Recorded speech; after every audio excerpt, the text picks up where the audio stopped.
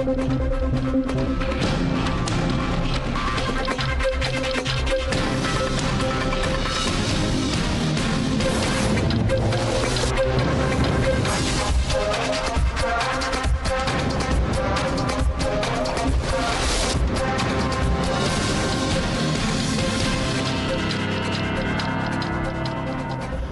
evening, ladies and gentlemen.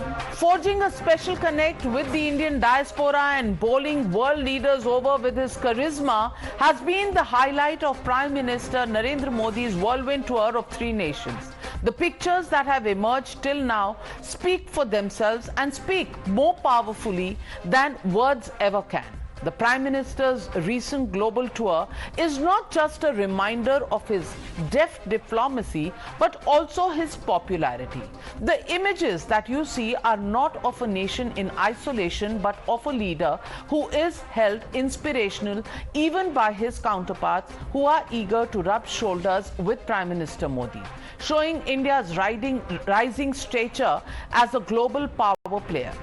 The respect Modi commands was visible when Papua New Guinea Prime Minister James Marape welcomed him by touching his feet, the highest form of respect known to an Indian.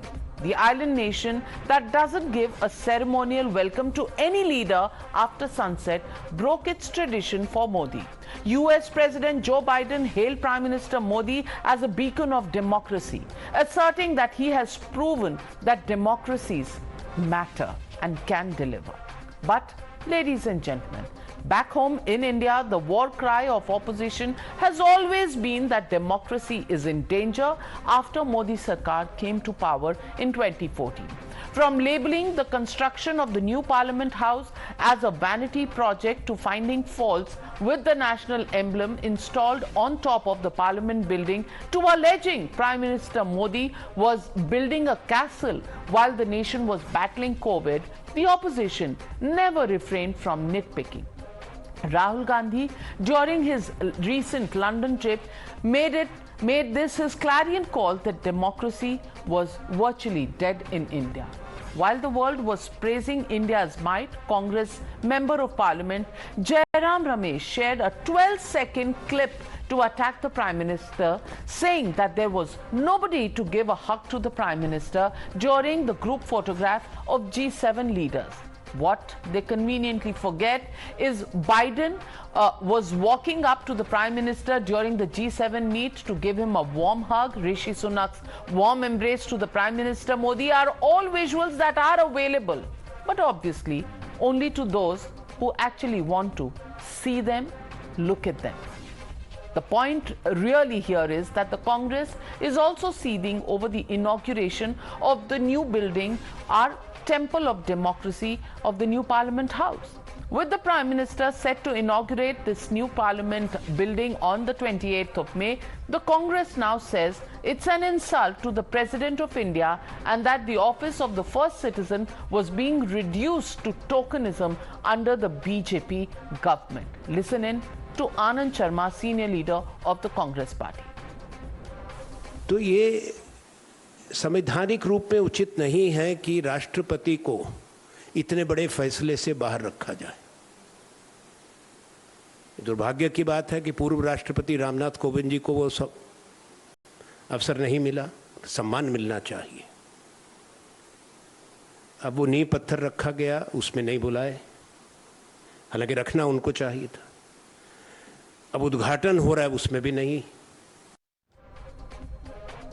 While the opposition is blaming Prime Minister Modi for sidelining the president, listen in to what James Marape of Papua New Guinea had to say.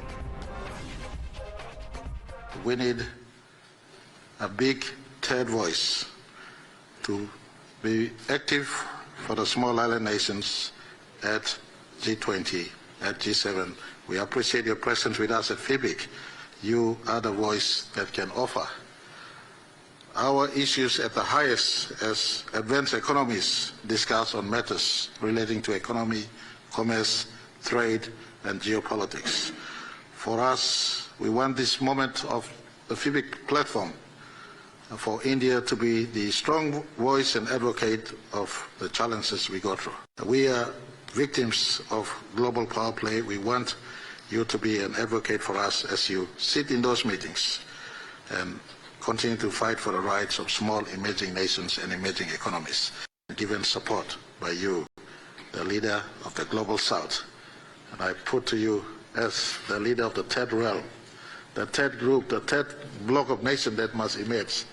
Those are the emerging nations, and we will rally behind your leadership at global forums. While you heard what world leaders have to say about Modi, the Congress, is it in denial? And the Congress has to even look at its own fact sheet as far as the inauguration of the Parliament building is concerned. Can the Congress deny that the Parliament House Annexe was inaugurated in 1975 by Indira Gandhi and not the then President Fakhruddin Ali Ahmad?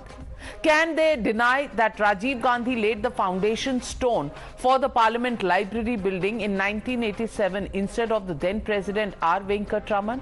These are facts that the Congress seems to be forgetting. But there's breaking news coming in on the News Hour tonight.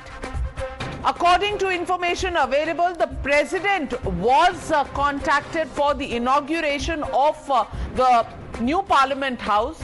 We understand that it was the President who felt that the Prime Minister should inaugurate the Parliament House only because he occupies the highest position as the Prime Minister in a democratically elected government.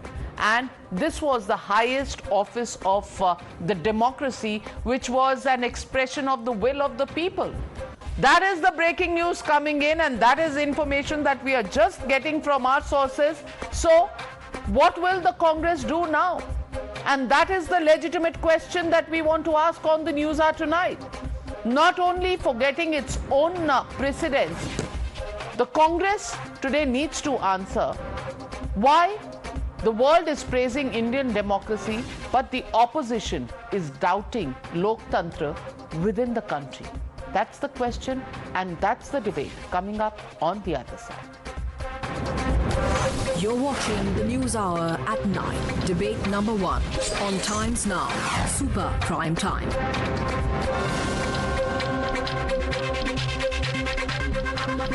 And joining me on the debate, Gaurav Bhatia, national spokesperson of the BJP, joining me in just a couple of minutes. Dr. Anand Ranganathan, author, scientist, political analyst, what have you. Riju Datta, spokesperson of the Trinamool Congress, joining the debate in just a minute. Kamru Choudhury, leader of the Congress. Abhishek Jha, spokesperson of the JDU. Sridhar Ravula Reddy, senior leader of the Bharatiya Rashtra Samiti, also joining me on the debate. My first question to you, Kamru Choudhury. Have you forgotten the precedents of the Congress party? Just recently, not just earlier in Indira Gandhi's time, but even recently, the complex at Tamil Nadu Assembly was inaugurated by Dr. Manmohan Singh when he was the Prime Minister. And Sonia Gandhi, who was not holding any constitutional position, accompanied him in that inauguration. How come you did not remember the constitutional position of the governor at that time? I'm sure it was a governor of the Congress's choice. And of course, Rajiv Gandhi inaugurating, or rather laying the foundation stone for the Parliament Library, not the then President, the Parliament Annexe inaugurated by Indira Gandhi. How come you find problems in democracy and the highest constitutional office only in the Modi era, not in your own? And just because Modi is getting a lot of respect in his foreign tour, is that the reason why the Congress is finding fault with everything that is happening back home? Well, Navika, good evening. First and foremost, this is not a parliament building of Narendra Modi ji or any particular leader of India. You must understand, and every one of us in this panel agree to the fact that the parliament building is a building, an august house belonging both to the opposition as well as the government. It's the aspiration of the 140 crore people. Now, when we have got a very new parliament building, it's another issue. Who are the occupants going to be? How are the members going to be selected? Is it going to be selected on the basis of reward for those states who are not controlling their population, or is it going to be based on region-wise allocation? That's another debate. We, from the opposition benches, we don't know what exactly is going to be the composition of the new parliament building. Having said that, now you see, after 2014, whatever has been happening in India, it seems to be because of one man and only one man, Narendra Modi ji. Because of Narendra Modi ji, the new parliament is coming up. Because of Narendra Modi ji, Ram Mandir is coming up. Because of Narendra Modi ji, a president of a country is touching the feet of our prime minister. Because of Narendra Modi ji, this has happened, that has happened. These are the narrative that is being spread out. And I just want to know if you can help me out. The PR agency that is working for Narendra Modi ji, such a wonderful PR agency, I can't fathom the level of in-depth research that they are doing. When the Prime Minister is embarking on a plane going to Australia, you see on the tarmac itself 2 NRIs or OCIs prostrating in front of our great Prime Minister. What a wonderful vision. हमारा संस्कार, हमारा संस्कृति झलक रही थी वो airport का tarmac में. That of course is very nice to look at. But coming to the basic point out here, we don't have any problem with Narendra Modi ji inaugurating the parliament. We don't have any problem with any other leader of the Bharatiya Janata Party inaugurating the parliament. But we have got a problem with that showbazi that Narendra Modi indulges in everything that he does for the sake of the country. Whether it be going on a foreign trips, or whether inaugurating a Vande Bharat Express, or whether inaugurating a school university. That is the actual problem that India is facing right now. Without going into the real problems that the country is facing. My God, your problems are too many. मुझे लगता है कि पूरा show चला जाएगा just to know what are the problems that the Congress party has. But let me get in Dr. Anand Ranganathan. They have a problem with showbazi. They have a problem with Narendra Modi because once he's a neech, he's a gandi nali ka keeda, another day he's a zehrila saap, and on a on another odd day he's somehow letting the country down, despite whatever has been stated by world leaders. Anand Ranganathan, what is the real problem of the opposition? Good evening, Navika. The real problem of the opposition is that now there aren't any more roads, stadiums, hospitals, gardens to be named after the Gandhi dynasty. That is the real problem. But here I have to say, as far as, so there are a couple of issues. One is our burgeoning power. We did not have the stadium named after this is not. Kamru Choudhury, Navika, you got an uninterrupted 90 seconds, in fact even 120 seconds. Now allow Dr. Anand Ranganathan to make his point. Thank you. Kamruji, you want to take away my time also and christen it as Kamru Choudhury time? Please go ahead. I was waiting. I didn't interrupt you. Please, let's have a courtesy here. Thank you very much. We are good friends. Now, Navika, two issues. One is India's burgeoning power abroad, to which I will comment on. And the other is about the issue about, the new parliament. Personally speaking, I think the president should inaugurate the new parliament because the president is the highest constitutional post and this government works at the pleasure of the president. So I don't see why the president is not. And as you've said, the government requested the president and the president has said that no, I would like the prime. I don't know whether it is breaking the protocol and why the protocol has been broken. But anyhow, that is also at the pleasure of the president. So that's about that. But the fact also remains that, for example, the National War Memorial should have been inaugurated by the then President Kovind because he's the Supreme Commander of the forces. It was inaugurated by the Prime Minister. So I don't know who decides on this protocol, but I would say President should do it. Now let me come to the other issue, which is the most substantive part of this debate. Navika, I think the time has come for us to realize that we are what we are and we are what we are going to be because of hard power and not soft power. Doubtless, it is great whenever India gets recognized as a soft power. Dance, music, culture, knowledge, maths, religions. No one has gifted more to the world than India has. But it is also a fact that soft power goes hand in hand with hard power. You know which country is ranked first in the Portland Soft Power Index? A country less than 200 years old, USA. A pot of yogurt has more culture than the USA. And yet it is #1 soft power. Fact is, India was a soft power center when it was also a hard power center. Once it was colonized, subjugated, its soft power reach also collapsed. Little changed even after independence. India has forever had a shambolic foreign policy because of which we've always been made to sit on a rickety stool adjacent to the big table. We must now drag a chair and sit alongside the powers that are. And finally, we are seeing the face of New India. It has taken 9 years for the Modi dispensation to stand up to American bullying and to expose their hypocrisy. Remember when President Obama came visiting in 2015 and told us off snootily inside our own parliament about human rights and president to prime minister down, we remained silent? Not anymore. And as for Congress, when a small nation like Pakistan, bankrupt nation, can bully us in a Sharm el-Sheikh agreement to include something like Baluchistan, much to our expense, you can imagine what our hard power credentials were when Congress was in power. Well, the question here right now is, Mr. Sridhar Revula Reddy, the question is, what is the problem that the opposition has? Is the problem that the Prime Minister is being called on by the US President saying that you're holding up democracy and that democracy matters is something that you're demonstrating, I want your autograph? Or is the problem of the opposition the fact that today Kashmir, which was since 1990 a strife-torn state, is now hosting the G20 over the next 24 hours as well, 2-day hosting of the G20. At no occasion does the opposition find anything to celebrate within the country. All that they find is reasons on how to pull down the government of the day, and especially the Prime Minister. I want to ask you, what is it that the opposition needs now in terms of proof to see that on certain things we are doing well?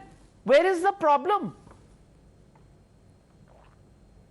When you problem with somebody in the foreign land, prizes are the Prime Minister, the problem is only with the narratives that they build around it. I don't know what exactly we have got in return with this foreign tours. Definitely the Prime Minister, we are wise enough to understand the Prime Minister has going to take foreign tours and what's on behalf of the country. But at the same time, the PR department of the Prime Minister works towards towards the narratives that build around Narendra Modi ji. We never, get a chance to hear what we have got in return during these, trips. But more of a Prime Minister, meeting the Indian diaspora and reception, grand reception, Modi chanting, and all the other country leaders have appreciated. Fine, but what is that we have got in return in terms of, foreign relationships and in terms of economic growth for our country, and there are many other aspects that need to be taken care of. Number two, you are talking about the parliament inauguration. Why opposition is so worried about it? Why not? Why should not be questioned? The parliament building, new parliament building, don't you think it is appropriate that the highest constitutional authority of this country has to inaugurate? What's wrong? I'm feeling, a bit disturbed when I see this kind of explanation. Honorable President herself didn't want it. She wanted the Prime Minister to inaugurate. What is this? Why not Honorable Prime Minister insist upon it? Because you are the highest constitutional authority. When you are electing her, you have shown her, an example for the empowerment of women. She has come from a tribal community, a great lady. When Ramnath Kovind was elected, you have shown him as a Dalit intellectual. Now, why the same respect is not extended today? Then for a Dalit intellectual, today for a tribal community great leader who has become a President of India for the first time from the community. Why should only the Prime Minister? You extend the same courtesy to her. The country will be more happy and she can represent all. Okay, so let me ask you, Mr. Reddy, how many projects in Telangana have been inaugurated by the governor and how many by the Chief Minister? Many of the projects, generally, as per the protocol, we invite. We invite. Govern. We invite. At the same time, here, this is the parliamentary building. This is nothing else. On a general basis, Prime Minister can go to every city inaugurate Vande Bharat Express. Even if you add coaches, he can, inaugurate Vande Bharat Express. We are not asking. If I remember correctly, Mr. KCR had inaugurated the secretariat. The governor was not invited. Because I know you will ask this to me. That was a secretariat. That was the assembly of all right. Secretariat. Finally, Navika ji, we from DRS, we have demanded that. One minute, Ranganathan ji, 1 minute. We have demanded that the new parliamentary building should be named after Dr. B.R. Ambedkar. Even for that, Modi government has not responded. A parliament is a parliament. How does it matter who is it named after? You know, a parliament, Sansad Bhavan, पहले किसी और पे named था क्या? But Gaurav Bhatia, they will never say that yes, India's stature has grown abroad. They will never say that Kashmir today hosting G20 is a good development for India. They will never say that the defense preparedness of this country, the fact that we were a country which did not have enough equipment for warfare, over the last 2 decades, that is not something that they will compliment. They have nothing to compliment. All they have to say is, "Aapne ye galat kiya, this is wrong, this is wrong, this is wrong." And the biggest pain point is that your PR is extremely good. Now, respond to Mr. Reddy and Mr. Kamru Zaman, Mr. Gaurav Bhatia. So Navika, since you mentioned the G20 meeting being hosted at Srinagar, let me start with that. Today, India is showing what it means to lead from the front, and Narendra Modi ji is the main protagonist. He has shown that whatever he says is endorsed by world leaders, and thus he has emerged as the tallest world leader. It is a matter of pride for every Indian. It is not about whining and crying.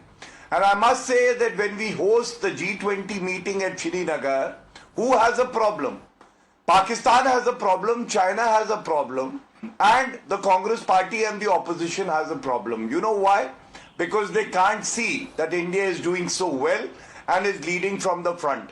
Now coming to the topic of the parliament building, Navika, first of all, let us understand Shri Narendra Modi ji has been that leader for India who has made the impossible possible. Article 370, one rank, one pension, National War Memorial, Sardar Patel statue. All these historic occasions, who was whining, who was crying, who was lamenting? It was the Congress party and the opposition parties. What they don't realize is, if they would have read the Constitution, Article 81, it says, Navika, this is not a luxury that Narendra Modi ji is building for himself and he will take away. This is a necessity that a vibrant democracy like ours would need. And I'll tell you why. In 2026, the Constitution of India says that the number of member of parliaments in Lok Sabha and Rajya Sabha would increase because they have to reflect the aspirations of 1 billion plus people. Now, if they can't fit in the old parliament building, what would we do? Would we start constructing the building there? The answer is no, and that is why Narendra Modi ji is far-sighted. Second, don't forget, Supreme Court and High Court dismissed their politically motivated petitions when they tried to stall the work of the new parliament building. And the High Court even imposed a cost of 1 lakh rupees. Third, they're talking about the respect of the president. Yes, absolutely. She is to be respected for many reasons. One of them is she is a woman. Second, she is a tribal woman. She has risen to the highest constitutional post through sheer hard work. But I must ask, why is Adhir Ranjan Chaudhary then not out of the Congress party, who addressed Draupadi Murmu ji as Rashtrapatni? What about Udit Raj? What about leaders of the TMC who said that, I can't even make that statement on national television? This is sheer hypocrisy. And now Times Now itself has broken the news that the president herself wants Narendra Modi ji to inaugurate the parliament building. Everybody is so proud today. Why are they whining? That is the question. And last but not the least, wasteful expenditure. Today is the day when we need to ask. They can't see expenditure of 862 crore. for a temple of democracy. But they were ready to buy VVIP choppers for the Gandhi Parivar to the tune of 4,000 crores and not providing bulletproof jackets to the soldiers of the country. And such people talk about wasteful expenditure. Is parliament building a wasteful expenditure, or is it a necessity for the bright future that India has? Well, let me get in Riju Datta. Navika ji, is there any problem? Is there any problem for BJP to name the parliamentary building, new building, after the name of Dr. B.R. Ambedkar? Is there You any don't problem? name the parliament building. When you criticize, you are No, why? But I'll answer that. Navika, let me take that. All right. Okay, let me take that. I answer that. Respond. I answer that. What's the Okay. problem? Okay. He's a founding father of our The constitution. parliament Is building, BJP the any parliament problem? building. Okay, is- I'm Mr. telling you, Reddy sir, is you listen to the responding, Mr. response. Reddy. He's responding. 1 minute. I'm coming to you, Dr. Anand Ranganathan. I know you're showing something. I'm coming to you. Gaurav first. Yes. Navika, what these people don't understand, they couldn't respect Sardar Patel, they couldn't respect Dr. B.R. Ambedkar, who were conferred Bharat Ratna so late. Not even by the Congress party, but by other government. But I'm asking you, why do you have to pit I'm not talking about one Congress, national I'm talking hero about against BJP. the other? I am Dr. asking B.R. Ambedkar gave us the constitution. This country please allow me. Navika, this is unfair. I don't know why he's doing Mr. this. Reddy, Is he nervous? you had nervous? your Are opportunity you to nervous? raise a point. Now allow Are you him to nervous? answer, sir. Yes, Gaurav. Okay.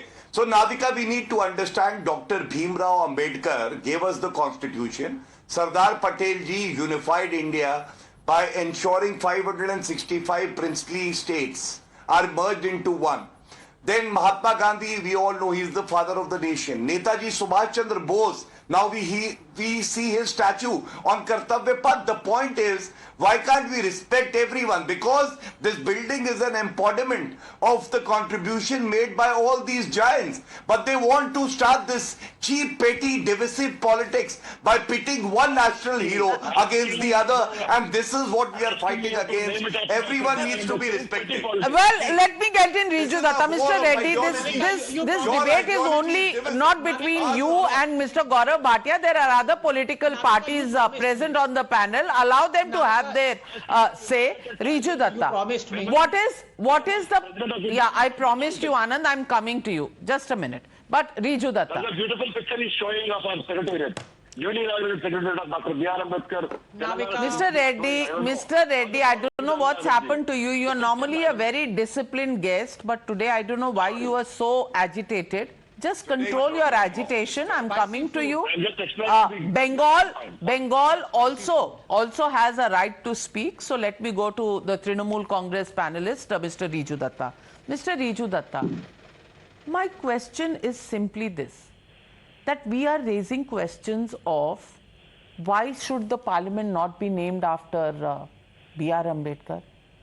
It's the Sansad Bhavan today. Is it named after anybody? It's not named after anybody. Sansad is Sansad, the parliament house. It's never had a name. But today we have this huge issue being raised. Why is it not being named after Mr. B.R. Ambedkar? We are raising the issue who's inaugurating it. Let's go back into history. Rajiv Gandhi laid the foundation stone for the Parliament Library, not the then president. Indira Gandhi inaugurated the Parliament Annexee, not the then president. The question is, even the Tamil Nadu Assembly was inaugurated by Dr. Manmohan Singh, not the then governor or president, and Sonia Gandhi accompanied him. She does not occupy any position which is a constitutional position.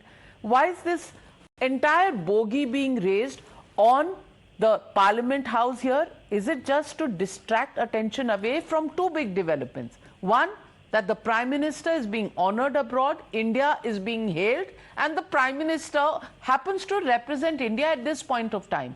If any of the opposition leaders had won the elections, they would have represented. Right now, it is Prime Minister Modi, but it is India that is getting that position. Are you distracting attention away from that? And the biggest development in the last 30 years, which is G20 being hosted by Kashmir. It should be a mark of big achievement for India. There is a global message that is going out. But the opposition is nitpicking. Why, Riju Datta? Okay. Now, Navika, you have asked me a lot of questions. So, thoda time, baby. Number one, naming the parliament and the debate on what the parliament should be named as, I think it's a very flimsy issue.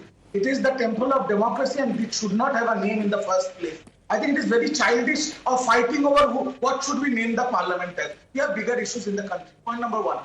Point number two, Pradhan Mantri Modi, the Prime Minister of India, as one of the opposition parties and the spokesperson of the party, I vehemently criticize him on his policies, on his party's tactics in India. But when Indian Prime Minister gets praised abroad and gets hailed abroad, it's a matter of pride for all Indians. So that should be the case. We can criticize each other on political lines, but even though I have not voted for him, he is my Prime Minister. So if he is getting respect abroad, it is a mark of respect for every Indian, whether they have voted for him or against him. Point number two. Point number three. Now coming to, I have got two bones to pick here regarding the parliament and the inauguration. Navika ji, I have heard you say multiple times that two wrongs do not make a right. So the wrongs that Congress did, it is not necessary that BJP should follow. I believe even though Pradhan Mantri Modi is the chief executive officer of the country, but he's also the tallest leader of a political party. If I want to keep politics out of it, the first citizen of the country should inaugurate it. Second bone for me to pick is why inaugurated on Savarkar Divas? Why? Because Savarkar is a point of political debate which has been going on for a long time. If you want to do it neutrally, then do it on 15th August, 14th April on Janma Jayanti of Dr. B.R. Ambedkar, or 26th November, which is the Constitution Day. Then there will be no politics at all on this. And the third point I just want to say that even though this was needed, let me just finish, Gauravji, 10 more seconds. Even though people say that this parliament was needed, even though Congress once said that a new parliament was needed, but the parliament in the United Kingdom and the United States have been standing from the 1700s. So, okay, we need to change it. But I told it then, I'm telling it now. When it was started, the money, when it was invested, was not in good taste and not in good timing. Because at that time, if you remember, people were dying, they were gasping for breath. So all that put together, I have just two bones to pick. I have asked those questions about the president inaugurating and the day. I also have one teeny weeny bone to pick with you, Riju Datta. November 2022, Mamata Banerjee inaugurated the Platinum Jubilee Memorial Building at the Legislative Assembly on the eve of Constitution Day. Why did she not inaugurate it on Constitution Day? And why did she inaugurate it? Why did she not call the governor or the president or anybody? Why do all these rights stay with chief ministers, but the prime minister has no rights? I will make it very clear. Abhi Sansad Bhavan mein madam koi annex building bana, the Lok Sabha speaker can inaugurate it. Abhi Sansad Bhavan mein do chai ka tapri bana, even Gaurav Bhatia ji can go and inaugurate it. No issue. But जब आप नया संसद भवन बना रहे हो और पूरे देश के लिए बना रहे हो, उसमें प्रधानमंत्री की जगह राष्ट्रपति जाएंगे तो कौन सा बुरा होगा? मुझे सिर्फ इतना बोलना। तो यहाँ पर भी स्पीकर कर देता, ये भी तो एक एक्सटेंशन ऑफ द असेंबली था। स्पीकर तो है ना, स्पीकर तो है ना। न्यू पार्लियामेंट बिल्डिंग, अच्छा, स्पीकर तो दो ठो है। Anand Ranganathan, logic applies scientifically to you. Navika, can I respond? I'm coming to you, Gaurav. Navika, very quickly, 2 points, because I'm really amused by how my good friend Sridhar ji so conveniently shifted the goalpost that even Mr. Gaurav Bhatia was trapped. He was asked a very simple question by me. This is the new Telangana Secretariat, the grand building. Why was this inaugurated by the Chief Minister and not by the Governor? He did not answer that question. He said, oh, we've named it B.R. Ambedkar. No, that was not the question. The question is, why didn't you ask the governor to inaugurate it? That was the question. And number two, Rijuda made 5 points. Out of those 5 points, I agree with 4 of his points, which is absolutely brilliant. I congratulate him on those 4 points.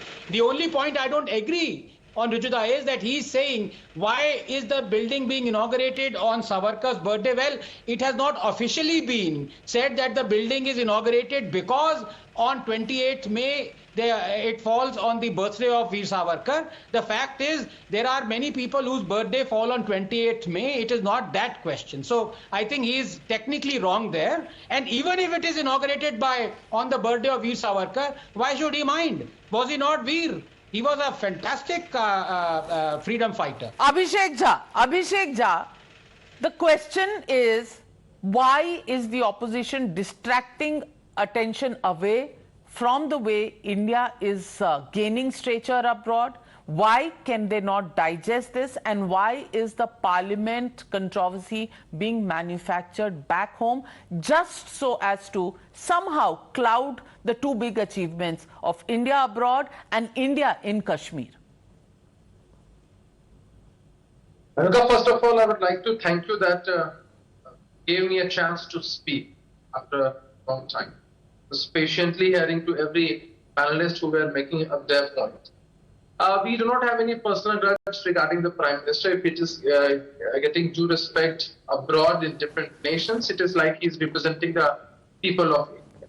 But as a very general public, or if you ask any public, or if you have a good survey in the entire nation, you will get to know that people are still questioning the Prime Minister, the government led by the Bharatiya Janata Party, that where are the issues related to the people of India? Where are the issues of unemployment, of inflation, and other issues related to the public?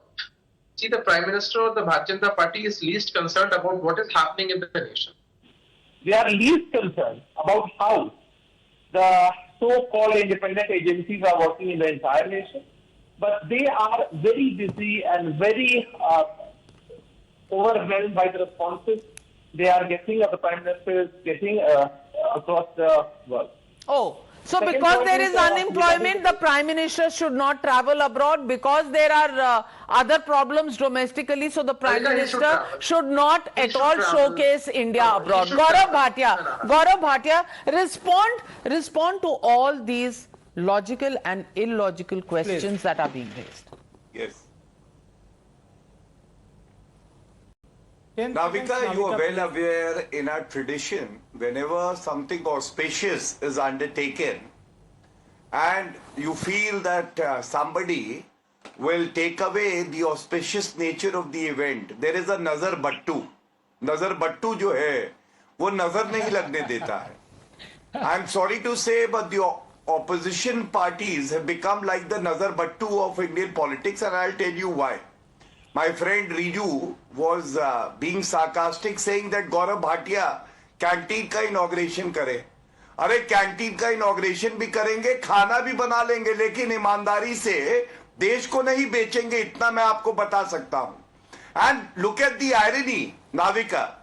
Navika Kumar, the speaker in the Congress UPA government, had clearly stated that India needs a new parliament building. Congress is good at dreaming. They can't fulfill those dreams. But Narendra Modi ji has become synonymous to Modi hai to mumkin hai. He has ensured that within 28 months, we get a new parliament building that would be futuristic and would meet the need of the nation. Second, Jairam Ramesh, a senior Congress leader, had written an article in 2012, Navika, saying that the current parliament building is not in a state to function anymore, and thus we need a new one. Rahul Gandhi should answer, Kharge ji should answer that today if we are getting one, what is the problem? And on a constitutional level, I want to ask. Okay. I have spoken about Article 81. None of the speakers actually responded to that. Giving stipend to Maulanas and Maulvis is not wasteful expenditure. Hajj subsidy is not wasteful expenditure. Iftar parties are not. But building a parliament building, which is required by our country, also is loads and loads of money found in a man. former minister's aide's house. That is not wasteful, but parliament is. And may I just end this And with in saying, Rajasthan, at least it is the temple of democracy that was built in the COVID period, and not a sheesh mahal. Think about that one. a personal residence, a sheesh mahal, certainly can't be justified, but a parliament house, clearly something that this democracy of 140 crore people should be proud of. But will the politics stop? I don't think anytime soon. Thank you very much to all my panelists joining me on debate number 1.